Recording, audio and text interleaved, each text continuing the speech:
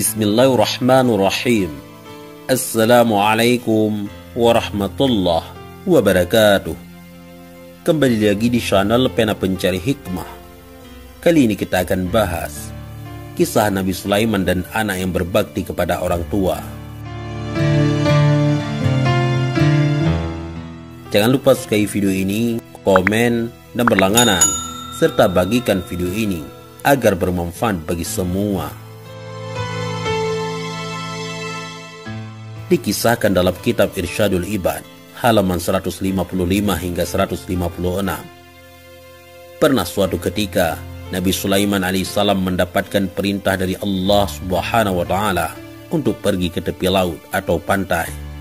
Di sana akan menemukan suatu hal yang luar biasa. Setelah mendengar perintah tersebut, Nabi Sulaiman alaihissalam berangkat menuju pantai beserta rombongannya yang terdiri dari golongan manusia dan jin. Sesampainya di pantai, Nabi Sulaiman melihat ke kanan dan ke kiri, mencari tahu apa yang terjadi di sekitarnya, dan ingat perintah Allah bahwasanya ia akan menemukan suatu hal yang luar biasa. Beliau terus mencari tahu, menengokkan kepalanya ke kanan dan ke kiri, namun apa yang beliau lakukan belum bisa menjawab rasa penasaran yang ada dalam pikirannya. Menyelamlah ke dalam laut, lalu katakan kepadaku apa yang kamu lihat di dalam sana, pinta Nabi Sulaiman kepada jin Ifrit. Lalu Ifrit pun menyelam ke dalam laut, mencari tahu apa yang terjadi di dalamnya. Beberapa waktu kemudian Ifrit muncul ke dasar laut dan menghadap kepada Nabi Sulaiman. Wahai Nabi Allah, sesungguhnya saya sudah menyelam ke dalam laut yang sangat dalam. Saya mencari tahu apa yang terjadi ke sana dan kemari, namun saya tidak menemukan apapun di dalam sana. Ucap Ifrit memberi informasi kepada Nabi Sulaiman. Menyelamlah ke dalam laut, lalu datanglah kepadaku, serta beritahu apa yang sebenarnya terjadi, pinta Nabi Sulaiman kepada Ifrit yang lain untuk yang kedua kalinya.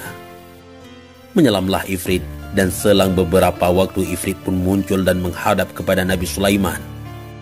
Apa yang dikatakan Ifrit ini sama seperti perkataan Ifrit yang pertama tadi.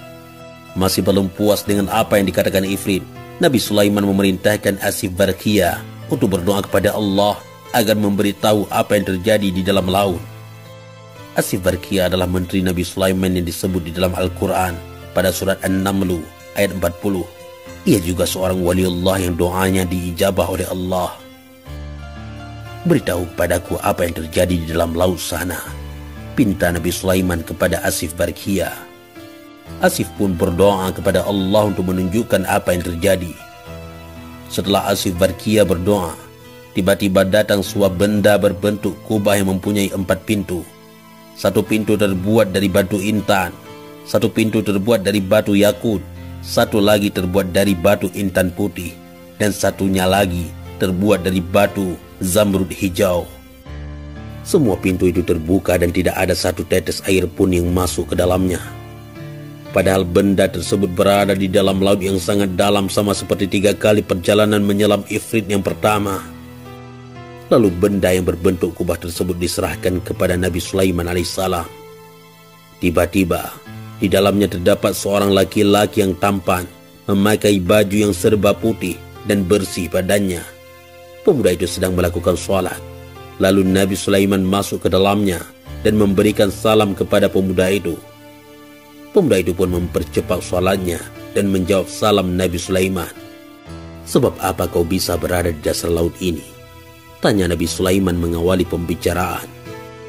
Wahai Nabi Allah, sesungguhnya bapak saya adalah seorang laki-laki yang lumpuh, dan ibu saya adalah seorang wanita yang buta. Saya merawat keduanya selama 70 tahun. Saya merawat keduanya dengan penuh kasih sayang. Ketika ajal menjemput ibu saya, dan berdoa kepada Allah, Ya Allah, panjangkanlah umur anakku dalam keadaan selalu takwa kepadamu. Dan ketika ayah saya wafat, ia berdoa kepada Allah, Ya Allah, tempatkanlah anakku ini di tempat yang tidak ditemukan oleh setan. Cerita pemuda itu kepada Nabi Sulaiman. Sejenak keduanya terdiam. Setelah saya memakamkan kedua orang tua saya Saya berjalan-jalan ke tepi pantai untuk menghilangkan kesedihan saya.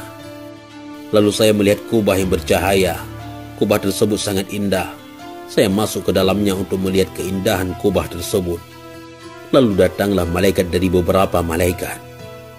Malaikat tadi membawa kubah tersebut ke dalam laut, sedangkan saya berada di dalamnya. Ucap pemuda itu melanjutkan ceritanya. Pada zaman siapa kamu mendatangi pantai? Tanya Nabi Sulaiman penuh penasaran. Pada zaman Nabi Ibrahim alaihissalam, jawab pemuda itu. Sejenak Nabi Sulaiman terdiam, mengingat kembali sejarah. Begitu terkejutnya Nabi Sulaiman ketika mengetahui bahwa jarak zamannya dengan zaman Nabi Ibrahim itu adalah 2400 tahun. Begitu panjangnya umur pemuda, dan yang anehnya lagi, tidak dijumpai satu helai rambutnya yang beruban. Lalu bagaimana kamu bisa mendapatkan makan dan minum? Tanya Nabi Sulaiman. Wahai Nabi Allah, setiap hari datang kepadaku seekor burung yang membawakanku makanan sebesar kepala manusia. Saya memakannya. Saya merasakan kenikmatan yang belum pernah saya rasakan di dunia. Setelah saya memakannya, saya tidak lagi merasakan lapar, haus, gerah, dingin, tidur, kantuk, dan sifat-sifat yang dirasakan oleh manusia pada umumnya. Serta saya juga tidak merasakan kesepian, jawab pemuda itu kepada Nabi Sulaiman. Maukah kamu ikut denganku di kerajaanku, atau kamu ingin kembali kepada tempatmu? Nabi Sulaiman memberikan penawaran kepada pemuda itu. Wahai Nabi Allah, tolong kembalikan aku ke tempat semula, pinta pemuda itu kepada Nabi Sulaiman. Lalu Nabi Sulaiman memerintahkan Asif Barkia untuk mengembalikan pemuda itu ke tempat semula.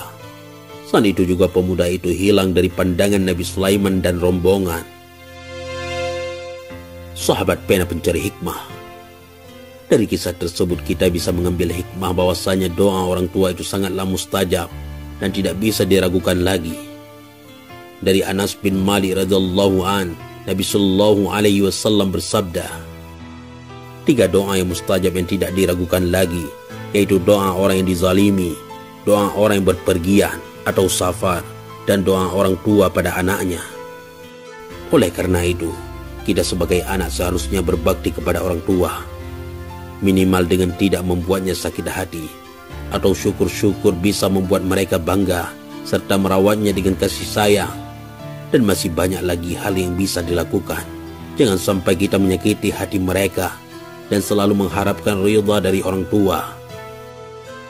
Dari Abdullah bin Amr radhiyallahu an, ia berkata, Rasulullah sallallahu alaihi wasallam bersabda, ridha Rabbi fi ridhal walid, wa sakatur Rabbi fi sakatil walid.